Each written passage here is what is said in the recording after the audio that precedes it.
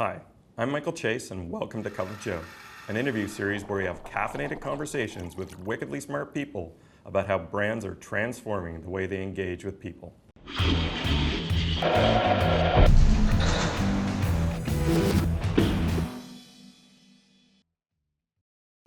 Today we're speaking with one of the most research-savvy people I know. Steve Levy is the Chief Operating Officer of Ipsos Canada, part of one of the largest research companies in the world. He manages a deep expertise staff of over 200 marketers and researchers. Steve is always acutely attuned to the latest trends in the market, only matched by his love of eyewear, with way over 50 chic spectacles in constant rotation at any given moment. Hello, Steve. Mike. Good to see you. Let me ask you a question. With Ipsos, you're not only looking at a 50,000-foot view of the marketing world today, but you get into the nooks and crannies of really what's making it tick. How does a leading company like Ipsos stay on top of this? You know, the truth of the matter is we look at the market, and in fact we like the market to look at us through four lenses. First lens, biggest lens, is marketing. And that covers everything outside of advertising. So product, packaging, promotion, pricing, and the biggest area, innovation. Second lens is advertising. And when I say advertising here, I'm thinking everything pre-test, so copy testing, and everything after the fact, so in-market tracking of performance. Third lens is loyalty. And here we're really looking at the customer experience, the journey that customers have these days when they buy services. And the fourth and smallest, but loudest lens is our public affairs group. And it's really their role to look at policy, to look at corporate reputation, and to make a lot of noise for us.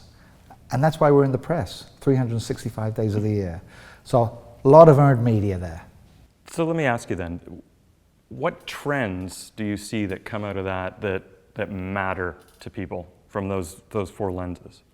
The first, for sure, would be the changing face of Canada. Truth of the matter is that Canada is shrinking. We're not growing, we're shrinking. The only form of growth in this country is via immigration. And immigration is different from the way that it used to be. Different from two perspectives. First is where people come from. So people aren't coming from Europe as they were perhaps when you were a little younger. They're coming from Asia, from China, from India. And the second is the nature of immigration. Because today it's economic immigration, more than it ever was in the past. Ipsos has just finished an exhaustive global study of the influence of over 1,300 brands. Can you share some of the findings with us? I can. It's a very cool study. It started 5 years ago. We now run this study in 21 countries. We survey 36,000 people around the world. And as you said, we look at 1,300 brands. Influence itself isn't simple. It's actually comprised of 11 different things. Everything from helping people to shop better, to making their lives more interesting, a whole bunch of different things. And influence is driven by 5 things across the 100 brands that we look at in this country. Trust, engagement, being leading edge, good corporate citizenship, and presence. And it varies by brand, it varies by category, and indeed, it varies around the world. Some of the cool things that we've seen in this study really relate to how the different generations rank different brands and how we see different brands ranked around the world. And in fact, we're learning a ton of stuff about how great local brands outside of Canada could help marketers inside Canada. Steve, you often talk about the perils of perception. I find it absolutely fascinating. Can you tell us a little bit about that phenomena?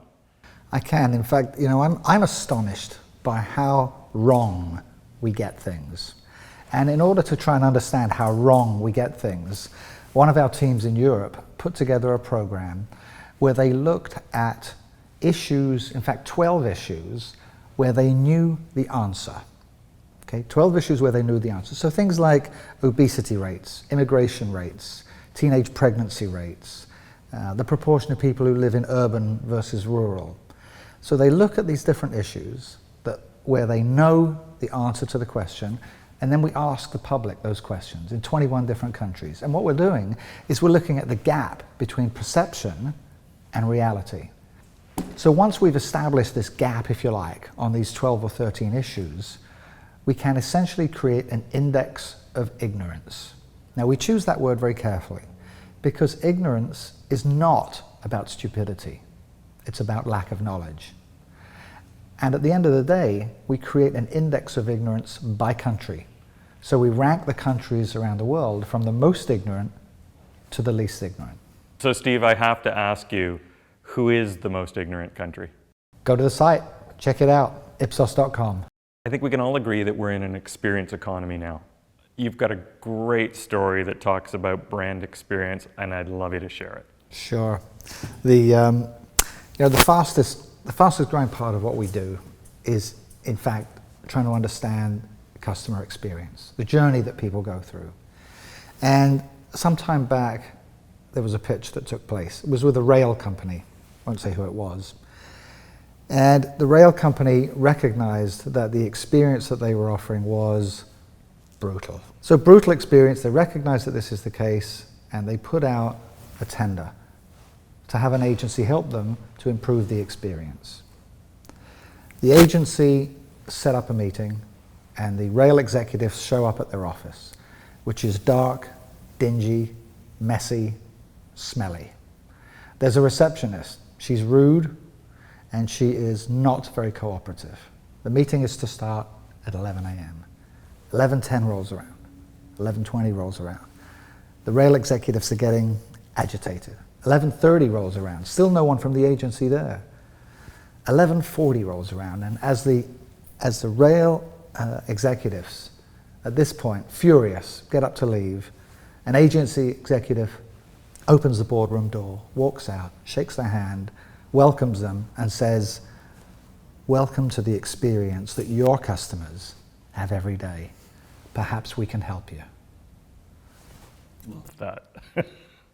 Yeah. Gutsy, but good move, I think, in hindsight. So Steve, as we wrap up today's show, I'm going to ask you one more question. What is the one thing that brands can do to transform the way they engage with people? If there were one thing, it would be change. Change in terms of when, where, and how they change. And when you think of it, there are numerous examples of this kind of circumstance, whether it's Tesla and the vision of renewable energy, whether it's Netflix and the issue of changing how we produce and how we distribute movies, or whether it's Shoppers Drug Mart and the incredible focus that they've put on cosmetics. So change is the key. Excellent, Steve. Great conversation. Thank you for taking this caffeinated journey with us. Thank you, and great to see you again.